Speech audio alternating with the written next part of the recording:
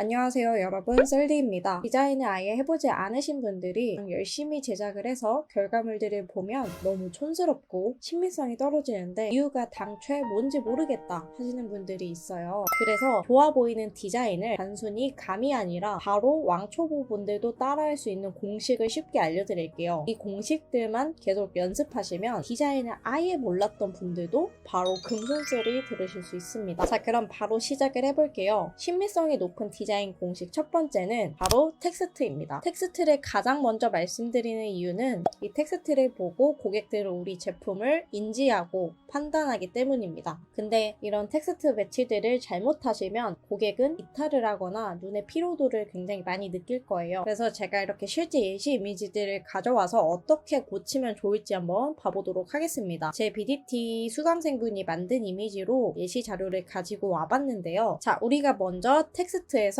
공식처럼 외워야 할 건 바로 정렬과 강약 조절입니다. 정렬을 먼저 봐보도록 할 건데요. 자, 왼쪽 상세 페이지부터 한번 보겠습니다. 아마 여러분들 오와 열이라는 말을 많이 아실 거예요. 편의점에 가서도 많은 진열 상품들이 판매량이 높은 순서대로 잘 보이는 것 기준으로 오와 열이 잘 맞춰져 있는 것을 볼 수 있습니다. 이렇게 상세 페이지 안에서도 글자 수가 많은 메인 카피와 서브 카피의 경우에도 깔끔하게 정렬을 맞춰주시거나 텍스트 대비를 주는 것이 더 효과적이에요. 먼저 이 텍스트만 놓고 봐볼게요. 이 텍스트가 현재는 가운데 정렬로 되어 있습니다. 이 디자인이 왜 이렇게 친밀성이 낮아 보이냐면 지금 이 텍스트의 비율과 이 모델, 즉 이미지의 비율이 1대1로 나란히 들어가 있어요. 그러다 보니까 여길 먼저 봐야 되는지 여길 먼저 봐야 되는지 시선이 분산돼 보이는 겁니다. 그래서 이 텍스트 간의 강약 조절도 중요하지만 이 텍스트와 이미지 간의 비율을 다르게 배치해 주시는 것이 좋은데요. 이거는 이제 뒤에서 말씀드리도록 하겠습니다. 일단 먼저 텍스트만 봐보면 이 텍스트의 외곽선이 이런 식으로 여백이 굉장히 많이 발생을 하게 돼요. 근데 이 제목과 이 서브 카피의 크기 강약 조절도 안 돼 있고 글씨가 살짝 휘어져 있다 보니까 조금 더 가독성이 더 낮아진 걸 볼 수가 있습니다. 그래서 여기에 이미지를 배치하고 여기에는 텍스트를 배치하고 싶다. 그러면은 좌측 정렬로 맞춰주시는 것이 좋아요. 좀 디자인을 잘 모르시는 분들은 텍스트를 꺾어주시거나 기울임 효과를 주시는 거는 안 해주시는 게 좋아요. 그리고 자, 이렇게 좌측 정렬만 하면은 확실히 더 레이아웃이 안정화된 걸 볼 수가 있습니다. 시각적으로 그러니까 빈 공간이 생기지 않다 보니까 조금 더 탄탄하게 레이아웃이 잡혀져 있는 거예요. 그러면 여기서 이 제목과 서브 카피에 텍스트 강약 조절을 한번 더 해보겠습니다. 사이즈를 좀 더 줄여보는 거예요. 자, 그리고 가로 사이즈 860 픽셀 사이즈 기준으로 했을 때 이거는 이제 소제목 같은 느낌이니까 저는 한 50 정도로만 주고 서브 문구는 24 정도로만 주겠습니다. 그리고 행간을 조금 더 띄워줄게요. 네, 이렇게 그냥 두 줄로만 진행을 해줘도 될 것 같습니다. 자, 그럼 서브 카피도 힘을 더 빼주시는 게 좋아요. 제가 자주 쓰는 방법은 그냥 레귤러 굵기로 해주고 좀 강조될 하이라이트 부분만 굵기를 주는 방식을 많이 쓰고 있습니다. 이렇게 텍스트를 배치를 하실 때도 거의 이 상세 페이지 끝면에 이 텍스트를 거의 딱 달라보게끔 디자인하시는 분들이 있어요. 이렇게 될 경우에도 가독성이 굉장히 떨어집니다. 그래서 좌우에 여백은 어느 정도 띄워주시는 걸 추천드려요. 어느 정도 라는 뭐 기준은 없는데 저는 상세 페이지 같은 경우에는 뭐 한 50에서 80 정도로 간격을 두고 거기에 맞춰서 여백을 주고 이 여백은 아예 건드리지 않는 상태에서 디자인을 합니다. 이렇게 여백이 있는 상태에서 이 안에 집중적으로 콘텐츠들을 배치를 해주시면 돼요. 자, 그러면 이미지까지 한번 가지고 와봤는데 이 텍스트 비율과 이 이미지 비율을 다르게 가져가시면 레이아웃의 운율감이라는 게 생기면서 시각적으로 더 좋아 보이게끔 만드는 효과가 있습니다. 이런 식으로 1대1 배치 형식으로 들어가게 되면 이미지가 좀 촌스러워 보여요. 그래서 텍스트에서는 깔끔하게 그냥 정렬을 맞춰주시고 메인 카피와 서브 카피에 대한 크기 강약 조절 그리고 굵기에 대한 것도 강약 조절을 확실히 해준다 라는 공식을 잘 외워두시면 좋을 것 같습니다.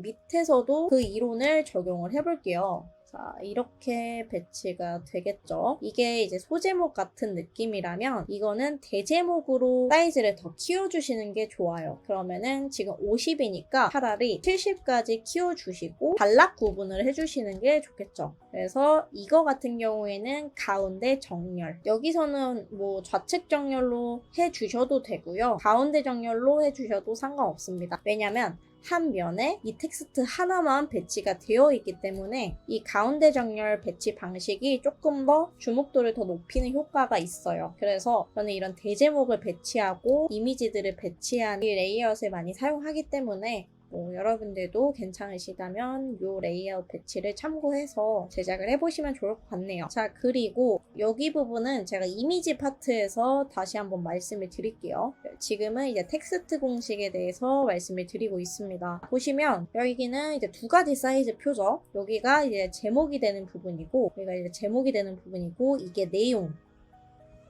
이거는 이제 중간 사이즈 정도가 되겠죠? 그러면 이게 첫 번째로 보여야 되고, 첫 번째, 그리고 두 번째, 이거는 조금 더 세부적인 내용을 들여다볼 때 확인할 수 있는 자세한 내용이다 보니까 세 번째 정도의 강약 조절 우선순위를 두시면 될 것 같아요. 그러니까 텍스트 강약 조절을 하실 때는 이렇게 정보의 구조를 한번 우선순위를 매겨보시고 이 순서대로 크기를 첫 번째서부터 크게 배치를 해주시면 돼요. 자, 적용을 해보겠습니다. 두 가지 사이즈, 여기는 M 사이즈고요. 자, 만약에 이렇게 텍스트가 돼 있다 그러면 이 부분은 사이즈를 30까지 낮춰줘도 될 것 같습니다. 조금 작다 싶으면 뭐 32까지도 괜찮고요. 사실 30도 모바일에서 보면 절대 작은 사이즈는 아니에요. 그렇기 때문에 행간도 딱 줄여주시고, 여기 부분 같은 경우에는 사이즈표, 그러니까 좀 본격적인 콘텐츠가 아니라 세부 정보 부분이기 때문에 정보의 우선순위에 따라서 대제목 사이즈가 아니라 소제목 사이즈로 다시 배치를 해주겠습니다. 소제목은 저희가 여기서 50으로 정해놨어요. 여기도 폰트 사이즈를 50으로 맞춰주도록 하겠습니다. 자, 50으로 맞췄고요. 여기는 30으로 똑같이 맞춰주셔도 될 것 같아요. 그런 다음에 저 같으면 그냥 모형으로 하나 깔아서 벨크로로 길이 조절도 가능하다라는 걸 그냥 이렇게 깔끔하게 보여줄 것 같습니다. 이것도 세부 내용은 힘을 빼주고요. M 사이즈 부분에 또 굵기를 주고 L 사이즈 부분에 또 굵기를 주면서 이 안에서 계속 정렬과 강약 조절밖에 안 했습니다. 정렬과 강약 조절을 잘하려면 정보의 구조를 잘 뜯어보셔야 돼요. 뭐가 중요한 내용이고 뭐를 먼저 보여주고 싶은지, 그리고 어떤 부분은 세부사항으로 좀 약하게 힘을 빼줄 것인지, 이게 이제 머릿속에 먼저 정해져야지 이런 강약 조절을 하실 수가 있습니다. 자, 그래서 너무 어렵게 생각하지 마시고 대제목은 가운데 배치를 하시든 좌측 배치를 하시든 상관은 없으나 조금 더 대제목스럽게 사이즈를 가장 크게 잡아주시고요. 그리고 이런 식으로 이미지와 같이 들어가는 소제목과 서브카피 같은 경우에는 대제목보다는 조금 더 작은 크기로 구성을 해주시고 5와 열을 맞추고 이 안에서도 강약 조절을 해주시면 된다라는 얘기입니다. 그리고 한 끝과 텍스트 사이의 여백은 꼭 띄워주시고 제작을 해주시면 될 것 같습니다. 자, 그러면은 벌써 똑같은 이미지와 내용이어도 굉장히 가독성이 더 올라간 걸 볼 수가 있어요. 오른쪽 상세 페이지도 한번 보겠습니다. 지금 본문 텍스트들과 헤드라인의 크기 대비는 확실히 되었지만 굵기 대비가 안 되어 있어요. 그래서 보시면 차라리 제목만 좀 이렇게 굵게 가져가시고 행간을 띄워주신다면 훨씬 더 가독성이 올라갈 거예요. 이런 식으로 했을 때 마찬가지로 여기도 한번 860짜리 상세 페이지 배경을 하나 깔아볼게요. 비교를 하기 위해서 맞춰보도록 하겠습니다. 자, 스마트 스토어 기준으로 본다고 했을 때 이런 식으로 이제 배치가 될 것 같아요. 이제 굵기를 뺀다면 어디 먼저 봐야 되는지에 대한 구분이 사실 잘 안 되었다면 굵기만 줬는데도 확실하게 이 제목을 먼저 읽은 다음에 이 안전한지에 대한 부분, 그 다음에 이 세부 내용으로 떨어지겠죠. 그러면 이거의 정보의 우선순위는 첫 번째, 두 번째, 세 번째가 된 겁니다.